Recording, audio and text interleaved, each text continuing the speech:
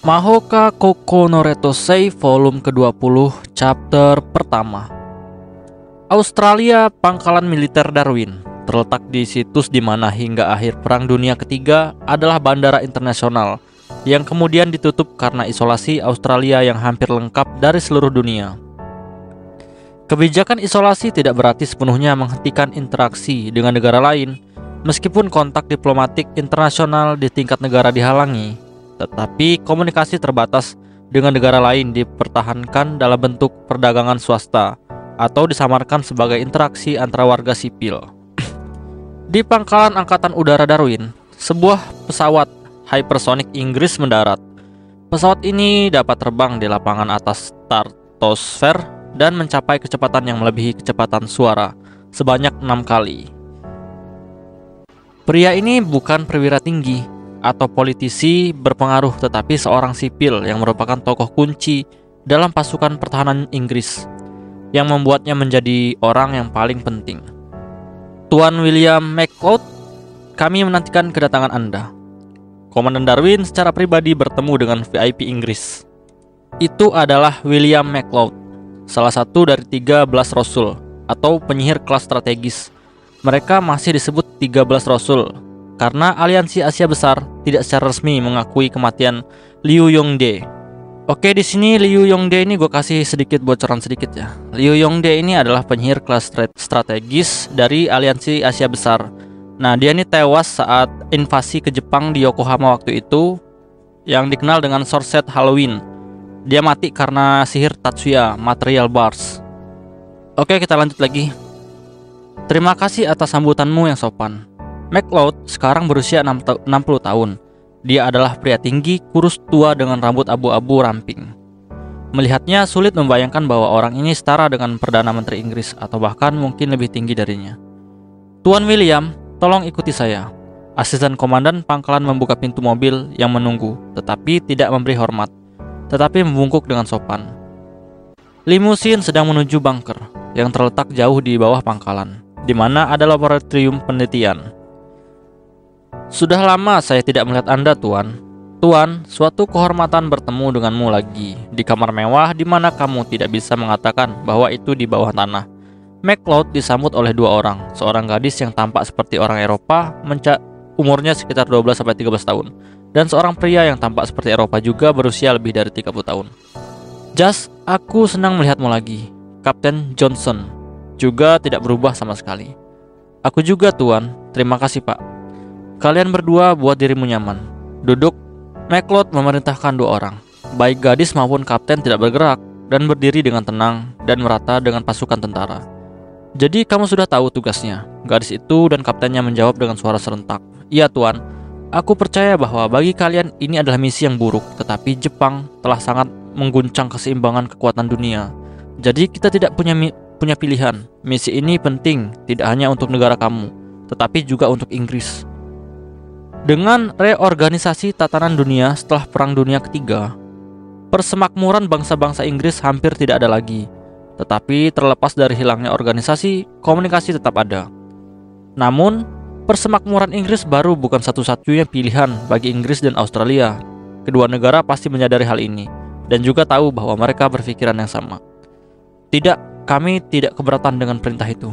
Kami akan melakukan segala yang mungkin, jawab gadis itu yang dipanggil Jas. Nama aslinya adalah Kapten Jasmine Williams. Dia berasal dari keluarga Williams yang muncul dengan partisipasi langsung McLeod. Dia terlihat hanya berusia 12-13 tahun, tetapi sebenarnya dia adalah seorang penyihir yang berkualitas dan dia berusia 29 tahun. Aku mengerti. Dengan mengangguk puas, McLeod mengeluarkan kartu memori dari sakunya. Aku pikir kamu perlu mendengarkan detail operasi ini. Ya, Pak, menanggapi kata-kata McLeod, kata Johnson. Berikut detail operasi yang direkam. Nama seperti biasa dihilangkan. Seperti yang dikatakan McLeod, itu biasa pada Jasmine maupun Johnson, tidak menunjukkan kesalahpahaman. Tujuan serangan itu di dekat pantai Pulau Kume, yang merupakan bagian dari Kepulauan Okinawa. Ini adalah pulau buatan yang dibuat oleh Jepang dengan tujuan mengekstraksi mineral dari dasar laut. McLeod memulai penjelasan kepada dua orang yang menunggu. 10 Maret 2097, hari Minggu, Ichijo Masaki yang menghadiri SMA pertama selama misi pencarian teroris pulang ke Kanazawa. Setelah melewatinya, Tatsuya dan Miyuki kembali ke resepsi cabang Kanto dari Asosiasi Sihir. Di sana mereka diharapkan oleh kepala keluarga Yosuba saat ini serta bibi mereka yaitu Yosuba Maya. Hahawe, apa aku membuatmu menunggu? Tatsuya mengatakan ibu. Hahawe itu berarti ibu ya, dan bukan bibi Obawe, karena mereka berada dalam asosiasi sihir dan bukan di rumah pribadi Yosuba. Tidak Tatsuya, aku masih punya waktu luang sebelum kasus yang direncanakan. Dia melihat arlojinya, tetapi aku tahu bahwa masih ada waktu bahkan sebelum aku melihat. Kalian berdua duduklah. Nada yang terlalu lembut dan bukannya tertib biasanya sangat mengkhawatirkan kakak dan adiknya. Tatsuya, maaf, aku tahu bahwa insiden dengan Guji baru saja berakhir. Tapi Tatsuya merasakan jantungnya tenggelam. Maya sudah mengatakan sebelumnya bahwa dia memaafkan fakta bahwa kasus teroris diselesaikan dengan cara yang tidak diinginkan. Sekarang aku ingin mempercayakanmu pekerjaan yang lain. Kalau begitu, aku akan mengunjungimu nanti di rumah. Tatsuya dengan lembut menjawab Maya dan tersenyum. Jangan khawatir, tempat ini juga cocok. Tatsuya tidak menanyakan tugas apa yang ingin mereka percayakan kepadanya.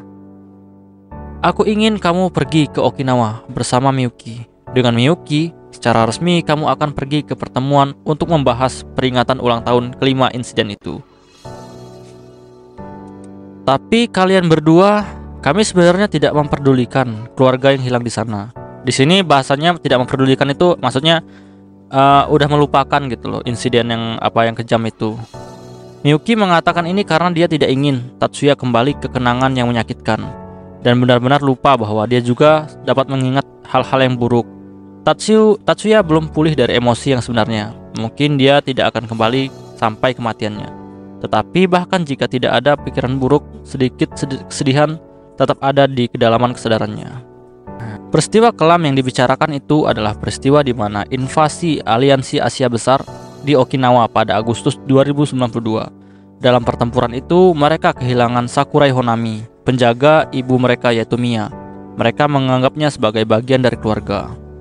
Aku ingin kalian berdua bekerja sama dalam masalah yang aku tugaskan pada Tatsuya.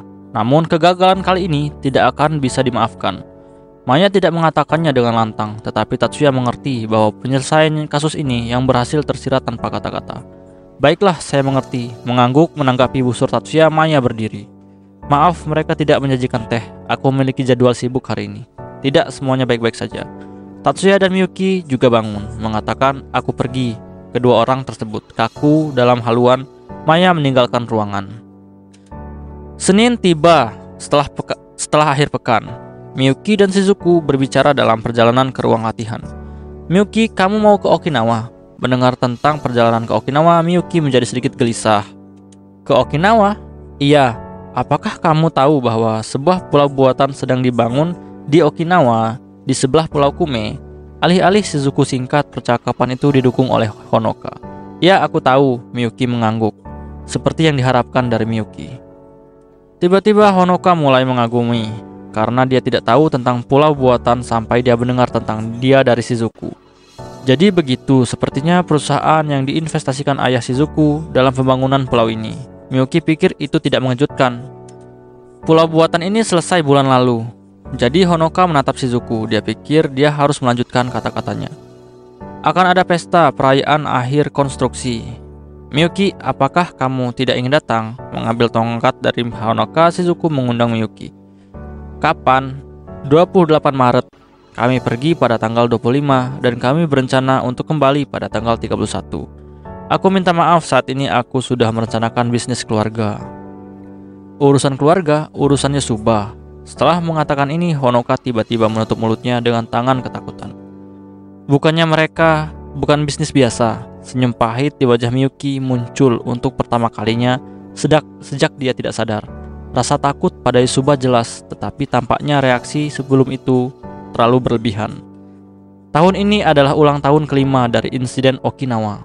Ketika seorang menyebutkan insiden Okinawa, dalam beberapa tahun terakhir semua orang pasti mengerti bahwa itu adalah insiden di mana invasi dari aliansi Asia Besar di Okinawa pada Agustus 2092. Musim panas ini akan diadakan upacara peringatan besar. Aku harus menghadiri pertemuan pendahuluan untuk menyelenggarakan acara ini.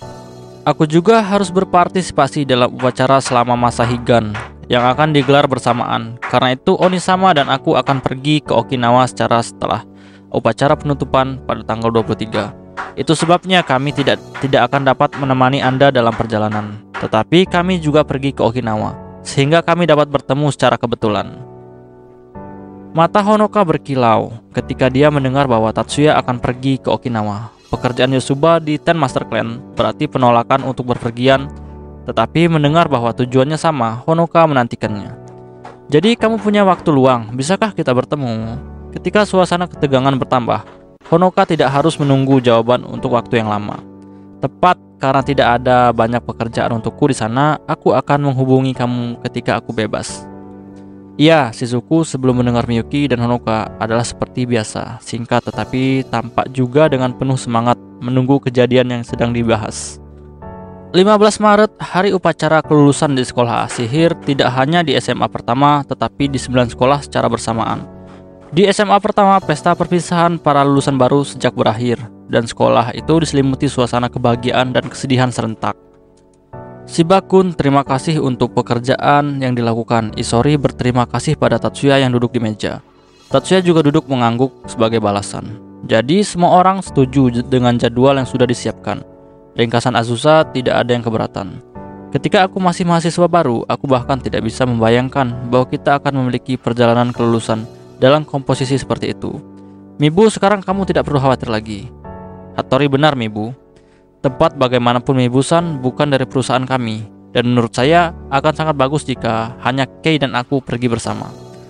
Kanon, jangan katakan hal seperti itu. Honoka mendekat minuman, mendengar ketulusan Tatsuya.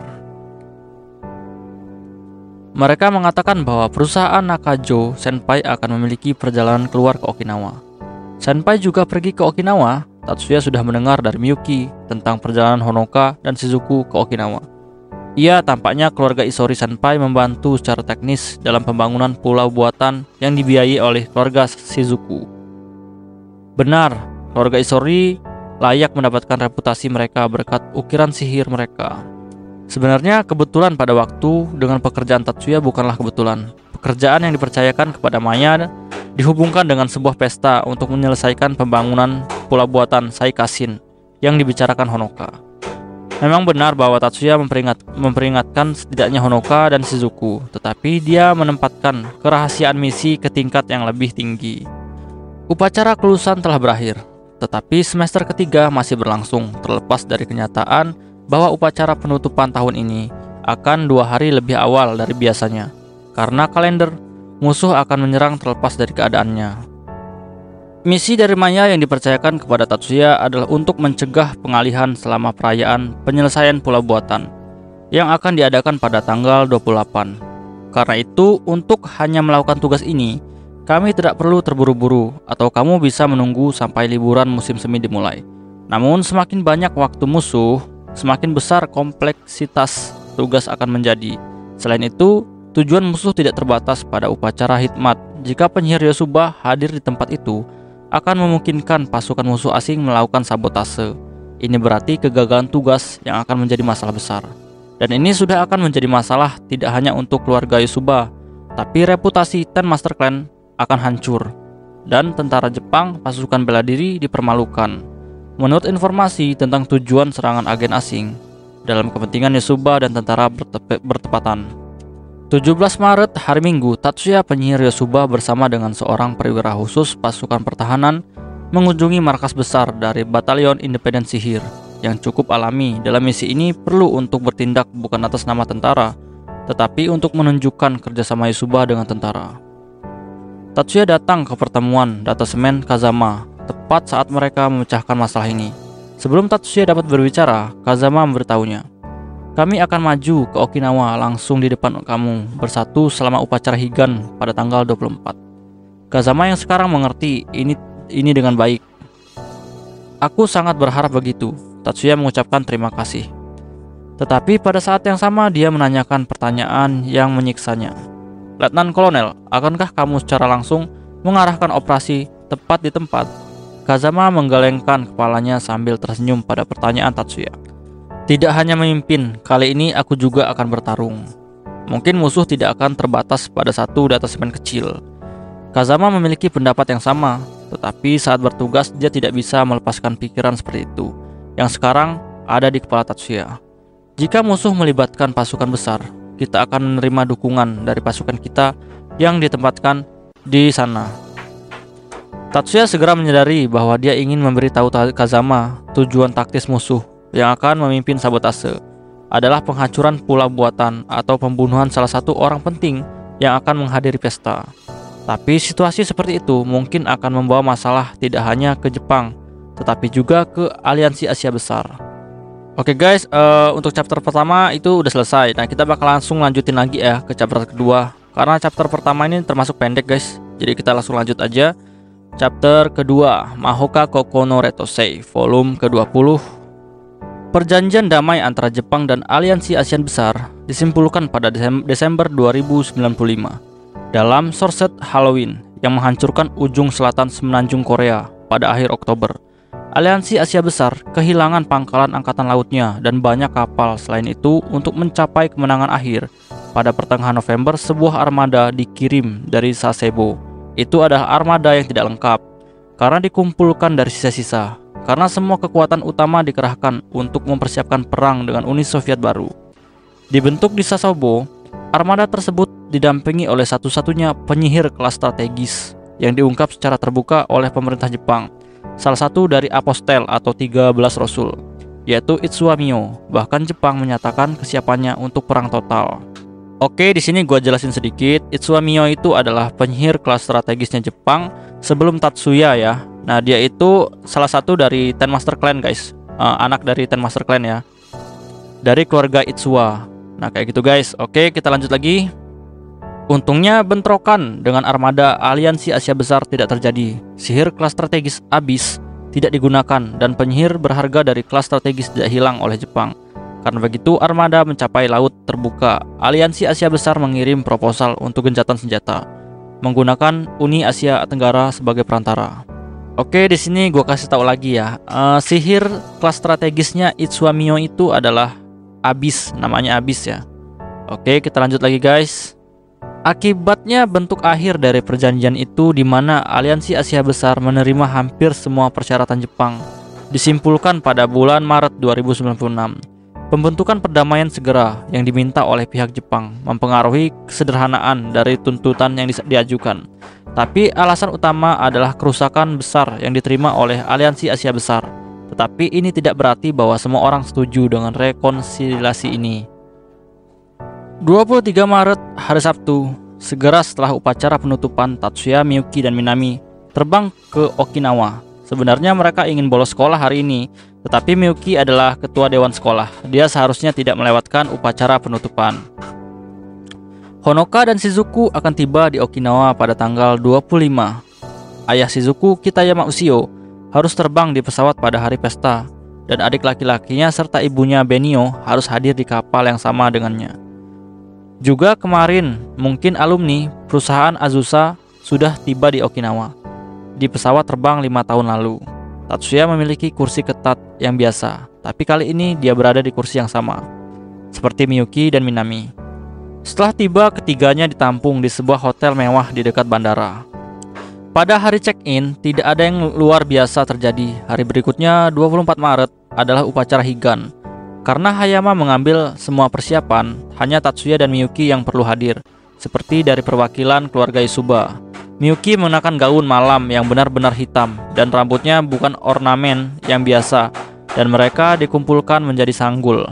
Meskipun dia menarik banyak perhatian di antara yang hadir, tidak ada yang luar biasa terjadi di sini. Setelah upacara, mereka kembali ke hotel, berganti pakaian dan pergi untuk memenuhi tugas yang sebenarnya. Tujuan dari kelompok Tatsuya adalah lantai 2 yang disediakan di restoran ini. Oh Tatsuya, hei, lama tak bertemu. Ketika Tatsuya memasuki restoran, seorang pria berkulit hitam besar memanggilnya. Fisik dan suara ceria ini akrab baginya. Joe, dalam suara Tatsuya. Lama tak bertemu. Namun penampilan seperti apa ini? Apakah kamu pensiun? Seorang penyihir militer yang ia temui di sini 5 tahun yang lalu, Higaki Joseph. Tentu saja aku masih dalam pelayanan. Suatu hari aku dipromosikan menjadi sersan. Kawan-kawanmu sedang menunggu di lantai 2. Silahkan naik tangga ini. Tatsuya membungkuk kepada Joseph dan mereka pergi ke lantai 2 bersama Yuki dan Minami. Ini Shiba Tatsuya. Dia mengetuk pintu. Segera dari dalam suara kunci terdengar dan wajah Sanada muncul dari balik pintu. Senang bertemu denganmu kembali. Ayolah. Sanada melirik Minami sekilas. Rupanya karena dia belum pernah bertemu dengannya. Namun apa yang akan terjadi pada mereka akan dilaporkan kepada Minami terlebih dahulu.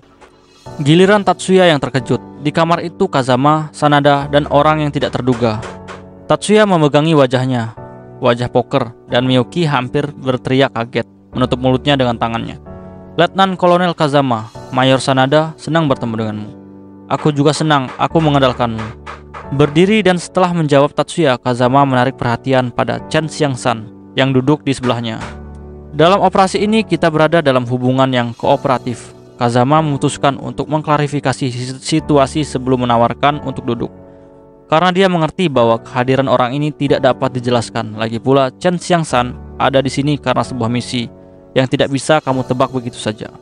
Kali ini, Kolonel Chen dari pasukan Aliansi Asia Besar adalah sekutu kita.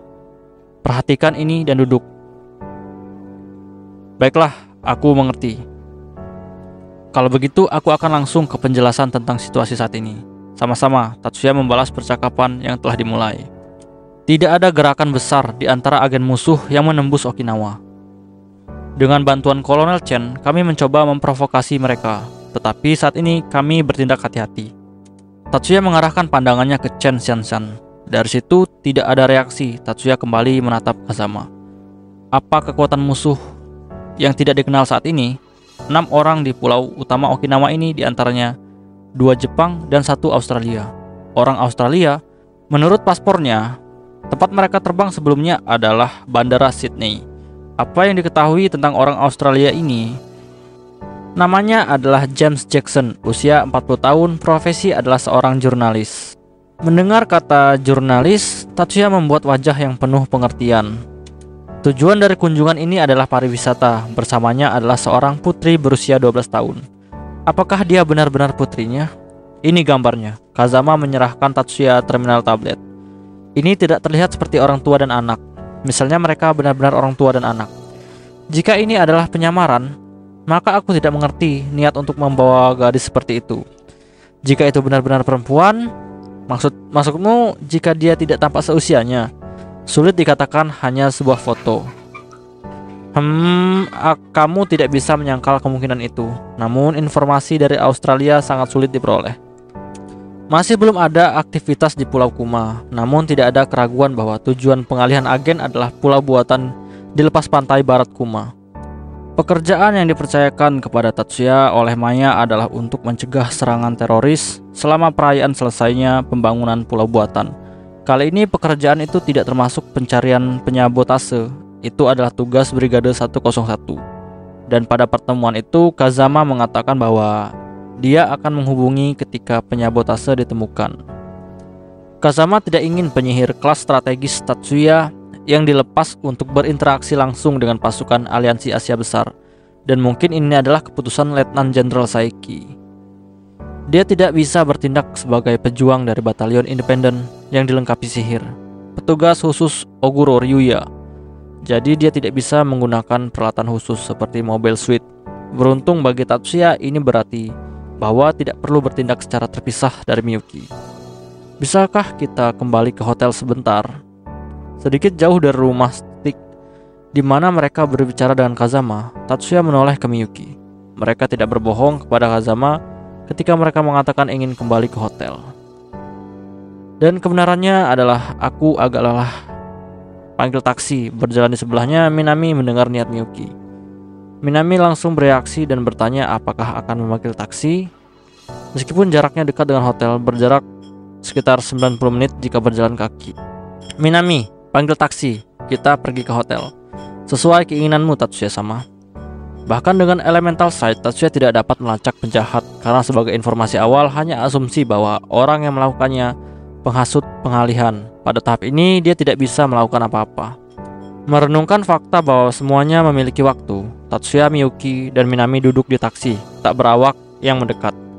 Asumsi Tatsuya hanya sebagian yang benar. Regu penangkap yang dikirim untuk memeriksa hotel dan mencari penyabotase Australia benar-benar hancur. Membunuh di sana tetapi semuanya lumpuh. Suara di mana perasaan-perasaan tertekan dirasakan. Ia membuat laporan di sebuah ruangan berdasarkan kekuatan pertahanan. Hancur. Penguatan musuh. Tidak, tim penangkap mengalami serangan sihir. Orang-orang Kazama benar-benar di ekor penyabotase, tetapi mereka tidak bisa menahan mereka. Serangan macam apa?